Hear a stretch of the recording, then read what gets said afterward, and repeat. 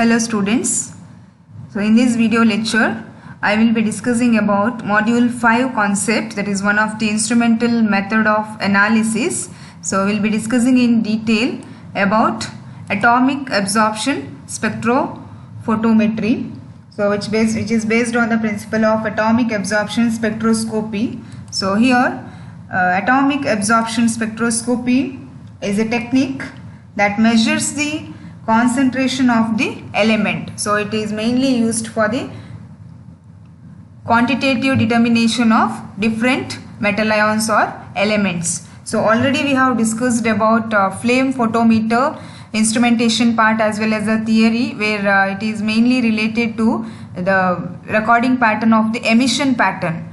So that is the atomic emission spectroscopy field, whereas this atomic absorption spectrophotometer we will be studying the absorption pattern. That is this is related to atomic absorption spectroscopy. So the previous one, it was with respect to the emission radiation, we are studying the nature of the element, whereas here based on the type of absorption we can calculate the concentration of the element present in the given solution.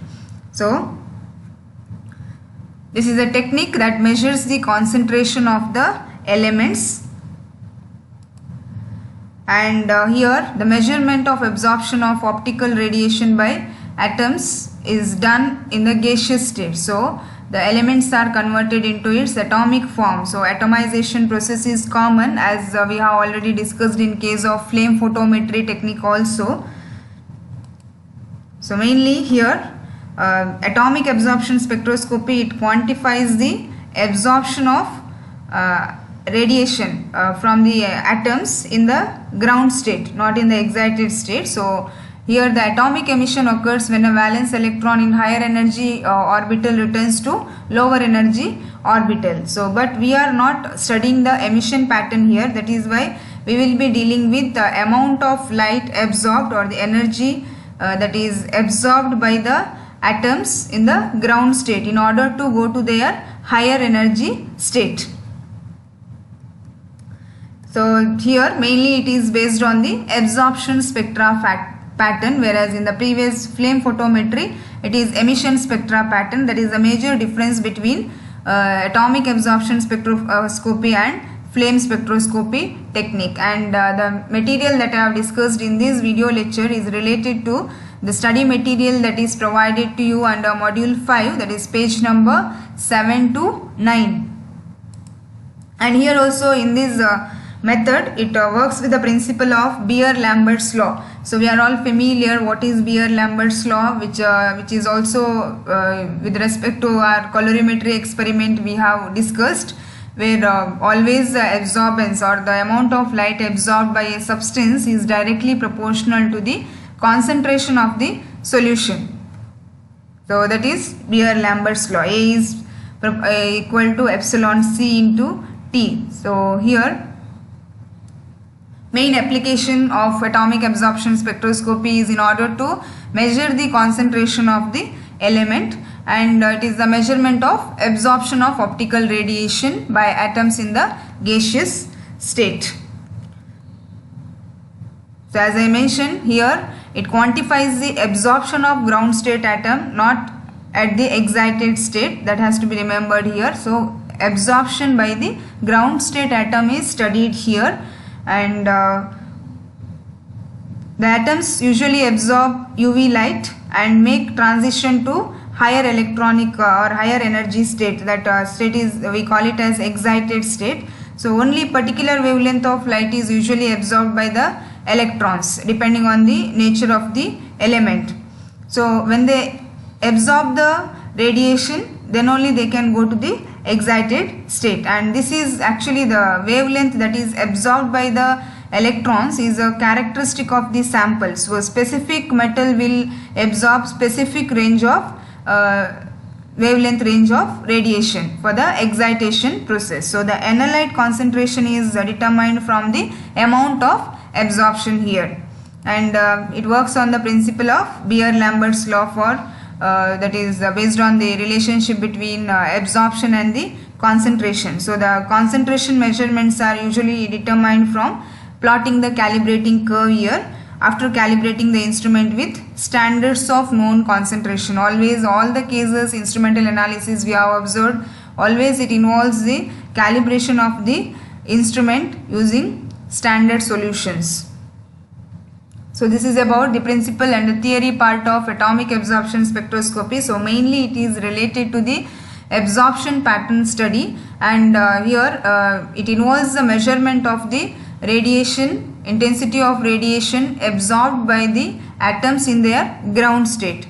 So when the atoms absorb radiation, so when the atoms undergo the process of excitation, they need to absorb energy from the light radiation and they get excited to higher energy state. But we are not dealing with the energy associated with the excited state. So with respect to the ground state, what is the amount of light absorbed, that is studied here.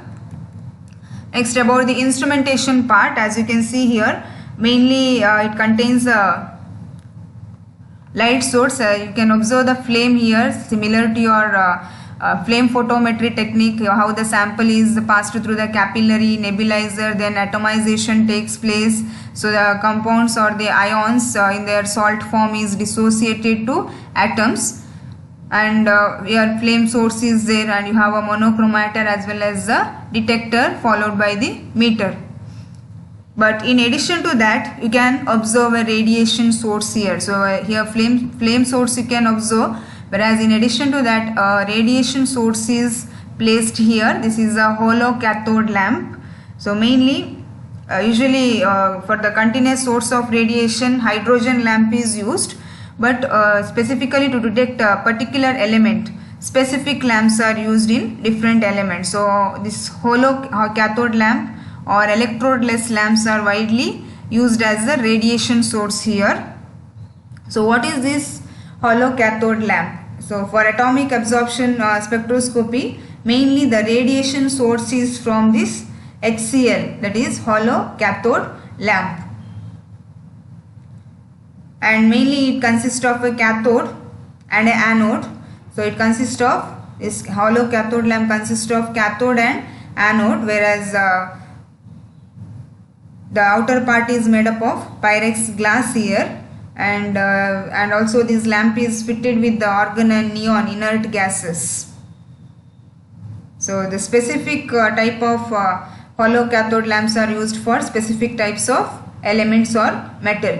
And you have the atomizer here. Here what is atomization? Atomization is nothing but it is separation of particles into individual molecules. As even flame photometry also, it involves the process of atomization. So here particles are divided into individual molecules, and mainly it involves the breaking of molecules into atoms.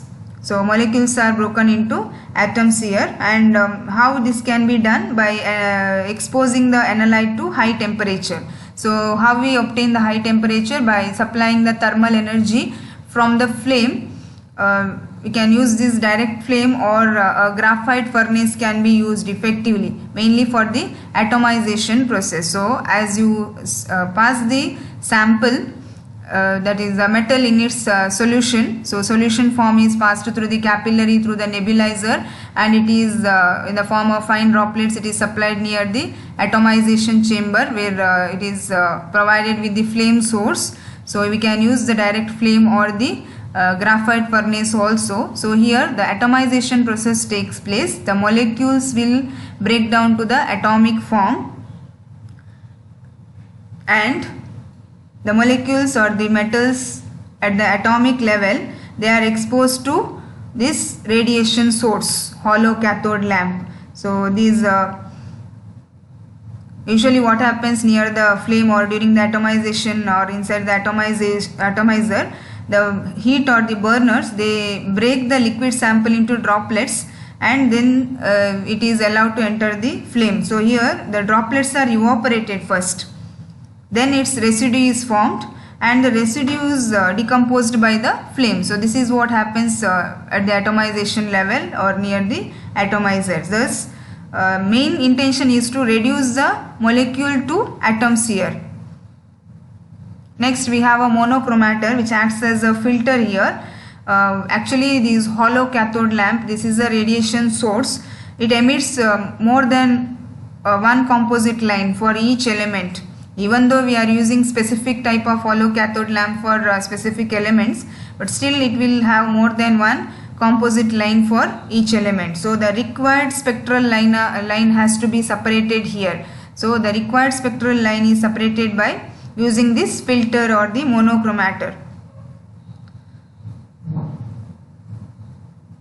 Here the composite line, as I said, it will involve more than one composite line. So out of that, most of the lines are non-absorbing lines actually, because few transitions are with respect to other than ground state absorption. So other than the atoms other than at ground state, they also absorb the energy. So such type of absorbing lines are not considered. So here the most intense absorption line is separated by this filter. So the most intense absorbed line, that is corresponding to the absorption of the atoms in the ground state, is detected here. And we have a detector also. It is used to produce an electric current that is dependent on the based on the light of the absorbed radiation, intensity of the light. So how this signal or the electrical current is amplified and it is processed by the instrument to produce the signal. As we know, it is displayed on the meter. So this is about the instrumentation of atomic absorption spectroscopy. So mainly it consists of a radiation source. Usually hollow cathode lamps are used as the radiation source, and we have a flame atomizer where sample is converted to its molecule is converted into its atomic form. And what happens, the sample solution is drawn through the capillary through the nebulizer near the atomizer, where usually because of the energy supplied by the flame or the graphite furnace, the decomposition of molecules to atoms takes place, and then the atoms absorb certain wavelength of radiation which is supplied from the hollow cathode lamp, and based on the type of the absorbed light, it is identified by the monochromator, and finally it is read on the it is detected and read on the meter. So main four major components are radiation source, atomizer, and monochromator, and the detector. So even you can mention nebulizer for the supply of the sample. So next is about the instrumentation part that already we discussed. The light source is hydrogen lamp, as well as specific hollow cathode lamps are used. And what is hollow cathode lamp? As you can see here, we have a number of hollow cathode lamp available. So usually the cathode, hollow cathode, so this is the shape is hollow here, that is why the name hollow cathode lamp, and this is the anode electrode, whereas this is a Pyrex glass made up of Pyrex window or the quartz material, and this is filled with inert gas like neon or argon. So what happens, these inert gases, they emit sharp line spectra, and generally these lamps are constructed for individual elements, but nowadays multi-element lamps are also available. So mainly these anode material, usually they are made up of tungsten, nickel or zirconium material, whereas cathode is made up of the element to be determined or coated with it. So if you are analyzing any specific metal, then we need to use the cathode made up of that particular metal only. So this is about the radiation source, and we have atomizer for the atomization process and the monochromator for the separation of the required spectral lines, because the spectra pattern that is observed contains more than one composite line, because there will be absorption pattern related to other than the atoms in the ground state also. So usually for that specifically the highly intense absorbed line is selected. For that we use the monochromator or the filter. Next is the detector. To detect the it is used to produce an electrical signal based on the light intensity. Next is about the working of atomic absorption spectrophotometer. And here in this method, as we have seen from the diagram or the instrumentation, it involves the spraying of the sample in the solution over an atomizer or the burner or the flame source, and nowadays most commonly they use graphite furnace for the atomization process. So mainly it involves the spraying of the sample in the solution over an burner or atomizer, and when you spray this near the burner, there will be evaporation of the solvent and it leaves the dry residue. And these dry residue, if you observe, they contain the atoms in the ground state. So usually we prepare series of standard solution of different concentration range, and after the samples are separately aspirated into the flame, absorbance read from the instrument is noted each time, and a calibration curve is plotted. And we know how to plot the calibration curve, usually plotted by absorbance versus concentration of the sample. Then we need to compare the value with the sample or the test sample that we are going to analyze, and from the calibration curve we can identify the concentration of the element in the given solution. So here mainly after the atomization, during the atomization, it involves the evaporation of the solvent. Then after the evaporation process, the molecules are decomposed to the atomic atoms, and these atoms are absorbing the radiation that is supplied from the radiation source, that is nothing but hollow cathode lamp. And how the procedure is carried out, that is after the atomization process, after the atoms absorb the radiation, then the filter or using the filter and monochromator, the specific wavelength range of the absorbed line is identified, and that is detected and recorded by the meter. And we need to prepare a series of solution of known concentration first. We need to study the absorbance pattern of such solution, and we need to plot the calibration curve. And next, the test sample that we are going to analyze, again we need to study the absorption pattern, and it is compared with the calibration curve in order to find out the concentration of the element in the given unknown sample. And this is a diagram how the nebulizer looks like with a small capillary tube. So here we have high pressure gas flow, so that the sample solution is sprayed in the form of fine droplets, in the form of aerosols. So this is a block diagram how you can represent atomic absorption spectroscopy, where you can see the radiation source here. This is a hollow cathode lamp. Different types of cathode lamps are available. Based on the nature of the element that we analyze, we select the cathode lamp. Then here you have the atomizer. So sample solution is placed here through the capillary or the nebulizer. Sample is sprayed in the form of fine droplets near the flame, or the flame can be replaced by graphite furnace also. So here atomization process takes place. First the solvent evaporates and solid residue remains. Then there will be decomposition of solid residue. Molecules decompose to atoms here, and the atoms in the ground state will absorb energy from the radiation source, and they try to go to higher energy state, and the amount of absorbed radiation is detected by the filter and detector. Finally it is recorded on a meter. So this is about the working as well as the instrumentation block diagram of atomic absorption spectroscopy. Next is about the application part, and mainly this method is used for the quantitative determination of large number of metals. Usually more than 60 metals can be identified or studied using atomic absorption spectrometry method, and widely used technique for the quantitative determination of metal at trace level. That is, we can determine the concentration level range between 0 to 100 ppm also. It is mainly used in environmental analysis also, because we know the application of AAS mainly in determining the concentration of metal. So the metal concentration analysis can be done effectively using AAS technique.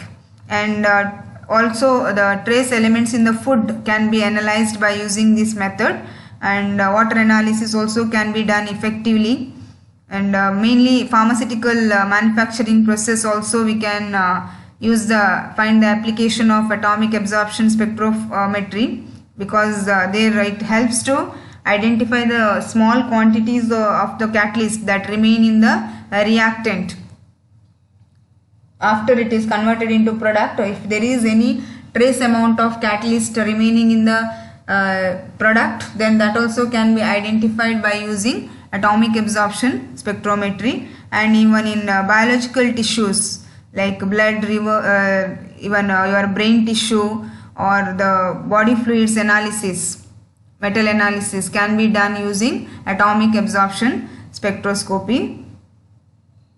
So it has various application in the medical field, as well as in the pharmaceutical industry, as well as in the environmental analysis. So this is about the working and instrumentation of atomic absorption spectroscopy. This is how the atomic absorption spectrophotometer looks like. And nowadays no need of plotting the calibration curve separately. As you can see, it is directly displayed on the electronic system, and easily you can get the output. So here one more diagram is represented where you can see clearly how the sample solution is placed here, and this is the nebulizer part here, and the flame source is inside, and here you have the light source. So what you can observe here, the small capillary, that is the connection to the nebulizer. So basically nebulizer to atomizer, and atomization process takes place, and then atoms in the ground state will absorb energy from the radiation source and they go to higher energy level. So with this we have discussed about two spectroscopic technique, that is atomic absorption spectrophotometry method and flame photometry method. So the major difference between the two, first one, atomic absorption spectroscopy, it is related to studying the absorption pattern of the atoms in the ground state, whereas flame photometry is related to the study of emission pattern, that is radiation emitted by the element or the atoms from the excited state. So that is the major difference to be remembered between flame photometry and atomic absorption spectrophotometry. And in addition to that, we have a radiation source, and hollow cathode lamp is used in case of atomic absorption spectroscopy. But in case of flame photometry, we are not using the hollow cathode lamp. So direct it involves the atomization process, interaction of metals with the flame energy. And in flame we can analyze only limited number of elements, only group 1 and group 2 elements can be analyzed using flame photometry. And here we can analyze more than 60 types of elements using atomic absorption spectrophotometry. That is the major differences between the two spectroscopy technique that we have discussed. And in addition to that, we have already discussed about the colorimetry technique, which involves the recording of the absorbance of a colored solution. There also we can identify the concentration of the substance in a given unknown solution. As well as we have discussed about the conductometry and potentiometry technique, where conductometry mainly involves the record of conductivity or the conductance value, how it varies according to the concentration of the analyte and depending on the nature of the ions in the solution. And in potentiometry, it involves the record of potential developed with respect to the concentration of the analyte. So total 5 different types of instrumentation we have discussed. All the 5 instrumentation techniques are important. Along with this instrumentation, you need to draw the block diagram or the diagram with the labeled diagram. In addition to that, below that you have to mention the components and what are the importance of those components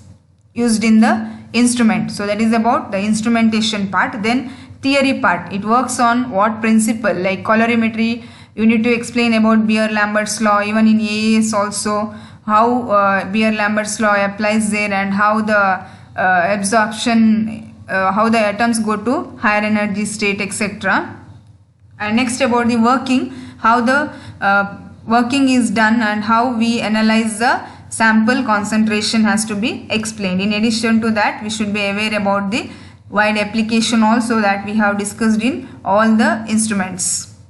So with this we have done with the instrumental part of analysis, and next we will be discussing about a few concepts related to nanomaterials. So thank you all.